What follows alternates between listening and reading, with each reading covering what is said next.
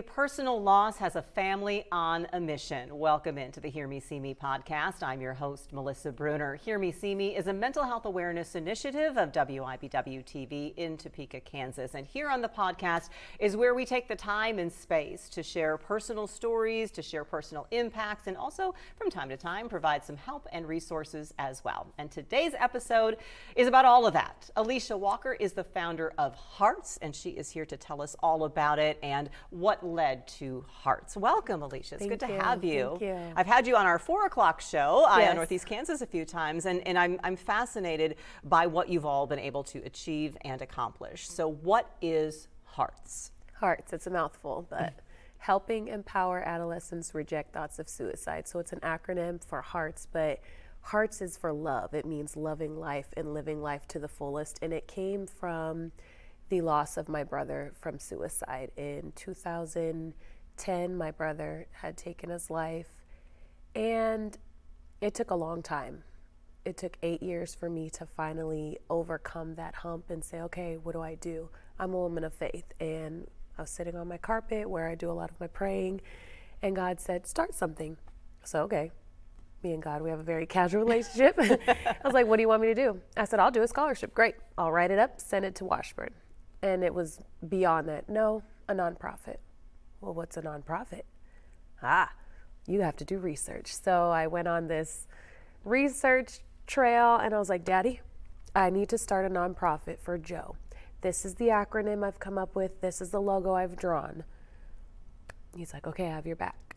And we were established as a 501c3 at the end of May of 2018. So it didn't take very long. We had our website established, still in progress, but that's where Hearts came from. And I didn't know after that. I was like, okay, great, I have a nonprofit. Now what do I do with it? Well, the beauty of it was I was hired on as the executive assistant at Community Action to help with the board of directors, and I learned the ins and outs of a nonprofit. And I said, oh, so you need a board of directors, you need fundraising, you need bylaws, you need support. And I just learned a nonprofit, and I was like, you need a program. I didn't have a program for Hearts, but I was like, okay, let me just sit here in my space. And I just started writing, and I came up with Crew. And Crew was a championship program to help adolescents recognize mental health issues. So whether it was suicide, it was depression, anxiety, it was for there to be peers to recognize, you know what? These are telltale signs of this. I know how to come to so-and-so and have a conversation with them about it. And that's what Crew stand for. So we piloted our first program at Mission Valley High School during COVID. That was not our initial, it wasn't, Nobody planned on COVID, right? Nobody exactly. planned so on you thought it'd be a COVID. big gathering, everybody together. Yeah. And it probably wasn't. Right. Our program was written for in-person, face-to-face lessons. And we had to do something hybrid, and Mission Valley open arms said, come to us. We'll let you in our school and we'll give you 7th through 12th graders. I said, oh, okay. Crew was not designed for 225 people, but it's okay, we can adapt. So we had everybody in their homerooms, and we had a Zoom screen, or we were in the gym and we would facilitate our program. And that was over one academic year. And we got some really solid feedback about, you told us about suicide, you told us about depression, but you didn't give us tools to combat it. And I was like, okay, great. And then they said, we're young people. We need to be acting. We want to do things where we're hands-on. So we revamped Crew a couple years ago. So now it stands for Connection, Resilience, Empowerment, and Worth. And we focus on those 7 C's of resilience. I had to go back to the drawing board and research even more, because I was like, what is resilience? Some of the schools were hesitant to talk about suicide, but they'll talk about resilience, which is a protective factor of suicide. So I wanted to focus on those protective factors and bring those in-house so these young people could understand you do have a fighting chance. So we found the Positive Youth Development Framework, and there's actually 5 C's of resilience, but more research led to, there's 2 more and I need these in my program. So I just combined it all, created a curriculum, and we've been at the Boys and Girls Club. We are now at the Juvenile Detention Center, and we'll be at the library this August. What are those seeds that you talked about? Even if you can't list the whole 7, I know this is like testing your memory. Okay, it's confidence, competence, coping, connection, character, control. Did I get them all? That's about all of them, I think. I wasn't counting, but those are really fascinating when you think about it. And resilience really is the key of the work you do, as I've taken a look at some of the programs that you have. What is it about resilience? I mean, you feel like everybody has a different level, I would think, of resilience, naturally. Yeah. Some it's pretty low, and that would, I believe, put a child at risk, a young person, or an adult at risk too. Yeah, and that's what the research shows. It shows that the lower your resilience, the higher your chances are of potentially acting on suicide ideation. And there were a ton of studies in colleges and youth in the LGBT population where it showed these individuals have lower resilience and they had a higher incidence of suicide. So I was like, okay, how do we take the positives and pour that into them to negate the risks? Because a lot of times we focus on the risk factors. Well, you've got this, this, and this. You're more likely. Okay, well, let's reverse that and look at it from the opposite side. And that's what we did. And to me, it starts with coping. You have to have those natural tools in your toolbox to use at any point in time. It doesn't matter if you're 5 or 50. They're vital. And I know when my brother took his life, I didn't have the tools. And there were some things that I did to cope that were unhealthy. And that experience helped me build the program because I know these young people are doing the same things I did. And I can speak from, I was in grief. I was not in a good space. And this is what I did, and this is where it led me. However, you can overcome the drinking, the smoking, the reckless behaviors that sometimes we engage in because that's how we know how to cope. That's how we were taught. I think about the timing of this. You said during COVID and launching it. How do you feel like, and maybe you don't, but it seems like that was almost a hidden blessing. What did we learn about that time, and what did you notice about that time that gave you perfect timing to be teaching young people about these skills? I never knew that COVID was going to expose mental illness the way it did. I never planned for that. It was just, we started our nonprofit. I had a program, let's roll it out. But I didn't know that more research would show there are young people who are in crisis regularly and they're lacking the support they need. So we can call COVID a blessing very carefully, but COVID it opened the door for more conversations on what is mental health, what is mental illness. And it made people more open to these discussions, and I'm not going to say it's completely reduced the stigma, but it has played a role in, hey, we can talk about this and it's okay. And you hear everywhere people are saying it's okay not to be okay, and I believe that. But there's a time limit on how long. Like it's okay not to be okay, but for a season you have to get out of that. And that's why we like Crew, because we can pour into these young people and show them, hey, this is your season. But next season it'll be better, and you've got tools this time. I wear that on my wrist. It's okay. Oh, not see? Be okay from Damon's Purpose, another Yes. organization that was started. I think you've met them. You've crossed paths as you've been at various things. And you're right. Certainly depression, anxiety, the struggles didn't start with COVID. We know that because your brother passed away in 2010, a decade before COVID. But when it came up, we recognized it ourselves because there was this universal struggle of isolation, this universal struggle of, this is the group, my people that I normally turn to, but I can't just reach out and touch them now. Yeah, and that's one of our lesson plans. Our curriculum focuses on connection, because we know that we need that interaction with people.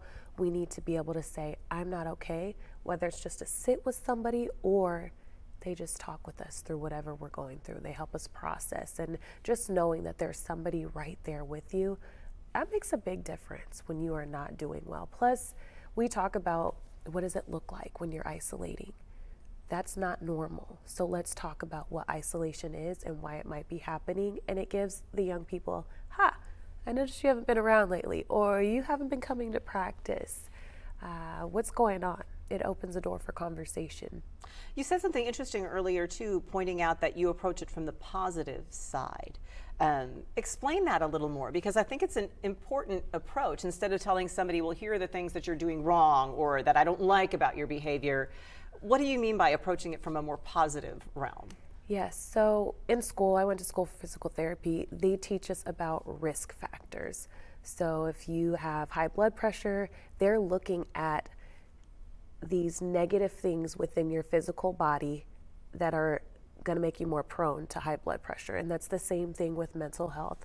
You have positive and negative. So we wanted to look at, well, okay, yeah, you might have depression in your family. You might have lost a loved one to suicide, which are risk factors to someone else acting on it. But you also have support. You have a community around you. You have a positive mindset, even though you're struggling right now. So we want to take those and really look at them and say, hey, have you noticed that you are healthy in these areas of your life? And how can we build upon those? How can we look at these strengths and prove to you that you're strong and that you can overcome? How much do you sometimes have to point out to people what those positives are? Because I think when you're really struggling, when you're deep in a struggle, you don't see those positives, even though they might be right in front of our face. A lot.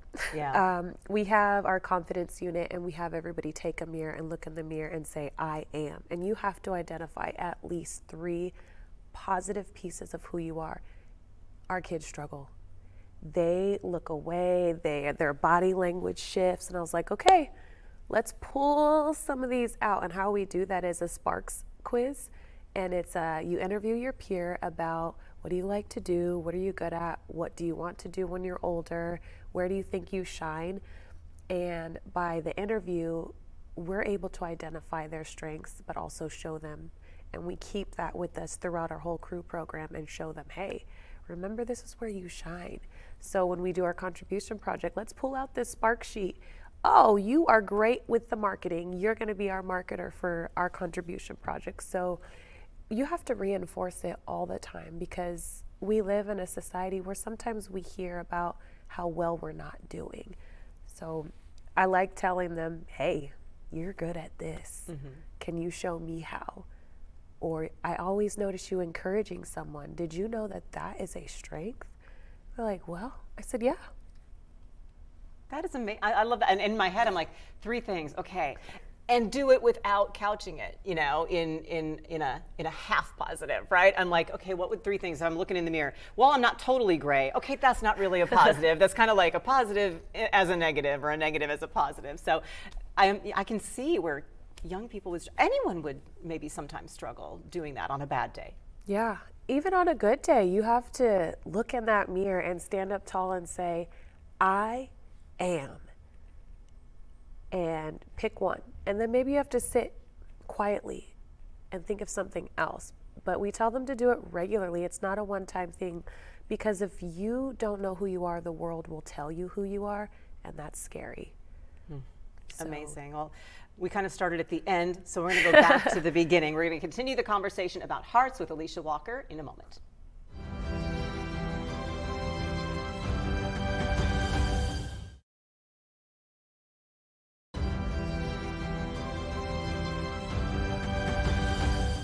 Welcome back into the Hear Me, See Me podcast. We're with Alicia Walker. She is the founder of Hearts, and it was founded in memory and in honor of your brother, Joe. And I feel it's important to talk about Joe, because as we hear these stories and families share the impact, I think you talk about the stigma around suicide and around being open about mental health. And how can we tell people to be open about mental health if we have this, if we're closing off this part? And the most important part of the story is Joe, because that's where it started. So tell me about Joe. What did he like to do? What was he like?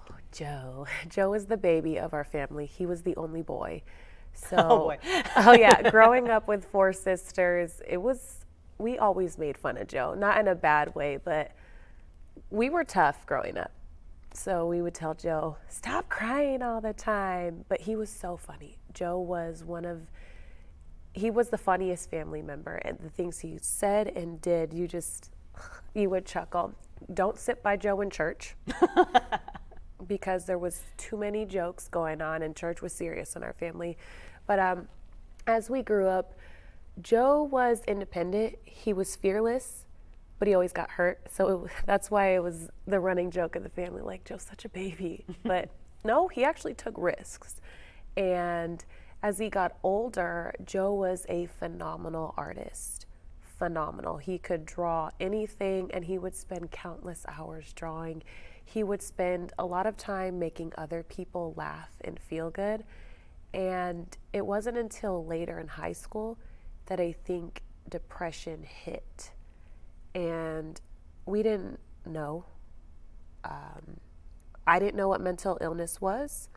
It was kind of, our family grew up and we were protected from what was really happening on the outside. So in our bubble, we were happy. We enjoyed life. We were that typical, we go to church, we have family dinner together, go to sporting events. We went to the grocery store as a family, right? So it was eye-opening when he had announced to my family that he was struggling. And I lived in Phoenix at the time, so I had no idea. When he took his life, it shocked me. So he was camping with his best friend, my dad, and he had said, I'm struggling. I have thoughts about taking my life. And he had acted on it a couple of times and told his friends. And that's why it was really important for me to let the young people know, because we're going to tell our friends something before we tell our parents or an adult. And I wanted to equip those young people with, oh my goodness, so-and-so just told me they don't want to be here anymore. What do I do with that? Because his friends didn't know. And he was laughing funny Joe. They might have thought he was joking. Until he started looking for the tool he was going to use, yes. And then it was, we have to keep these things away because he's serious. He is really struggling. And my parents had offered, like, okay, what can we do? Can we get you help? And I think the stigma of mental health, especially 2010, no, I'm not taking meds. I know I don't want to be different or subdued, because sometimes these medications, they do alter our physical being, and it is a challenge. So he still smiled through it all. But when you really got down to it and looked at his journal, this is in hindsight, looked at what he was posting on social media, the lyrics of songs, what he was drawing, it was the signs that the textbooks don't tell you. And that's what I want other people to know about too. He may not be presenting with what your psychology book says, what your DSM says, but everything around him shows he's not okay. Like the reckless behaviors, there was drinking, there was drugs involved.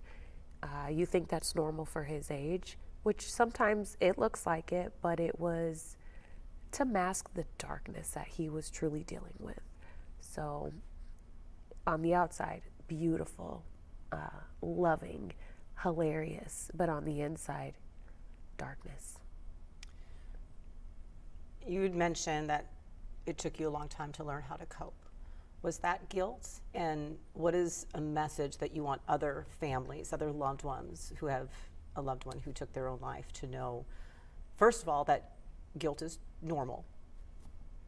Yes, I know I had guilt as a sibling. What could I have done? I seen things on Facebook, and I would say, hey, why are you posting this song? What does this mean? And I felt bad because I was in Phoenix and he was here and I had no idea what was going on. And you think about, if I were closer, would I have recognized something was wrong? Could I have been there to support him? I don't know. And I view it from my parents. How, as a parent, do you not feel guilt? I don't know. So for parents, you have to take a deep breath and understand that it happened and it's not their fault. It's not your parents' fault. It's not your siblings' fault. Something was challenging for that individual, and their way out was to take their life.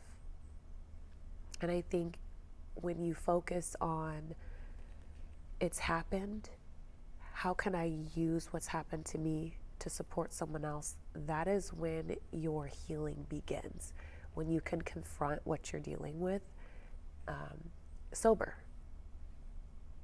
I think, yeah, there's a logical part of your brain that knows it wasn't your fault. Yeah. But sometimes it takes a little bit of a journey to get to Takes a really journey. truly understand. When did you know, and you said it came through prayer, but was there anything in your own, did you start to see maybe yourself in Joe or Joe in you in the way that you were acting that kind of finally pulled you out of it? Or did you just realize, I mean, what was that journey like? Where was that moment?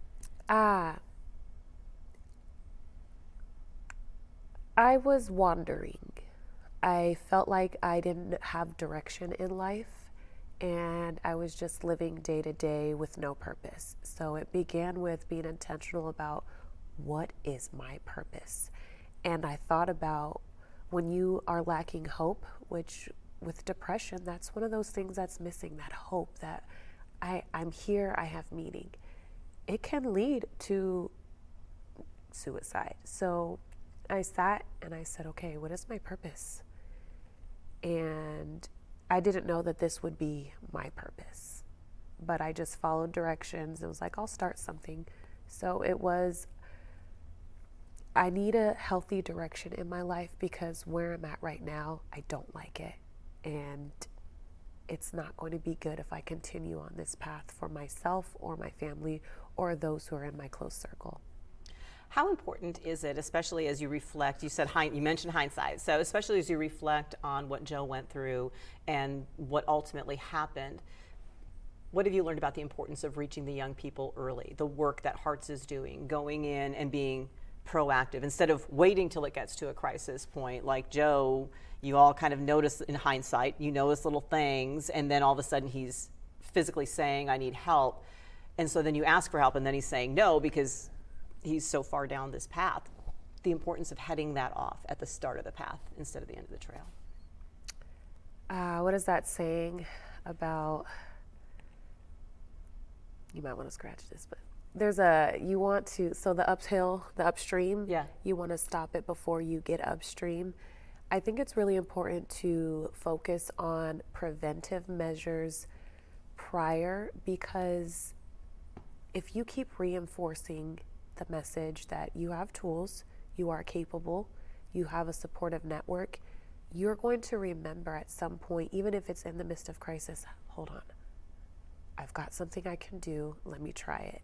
So if you're at that point where you're in crisis, you don't have the tools, we're going to make irrational decisions because we are in our emotional brain rather than that focused brain. So it's so important to feed these young people the skills at an early age, because by then we would hope that they've been practicing them. It's like sports. You go to practice every day to prepare for the game. If you are preparing well, you'll use those tools naturally. And as we talk about, if you are seeing yourself in any of this conversation, 988 is the Suicide Prevention Lifeline, and that is where you can call 24/7 if you need any assistance.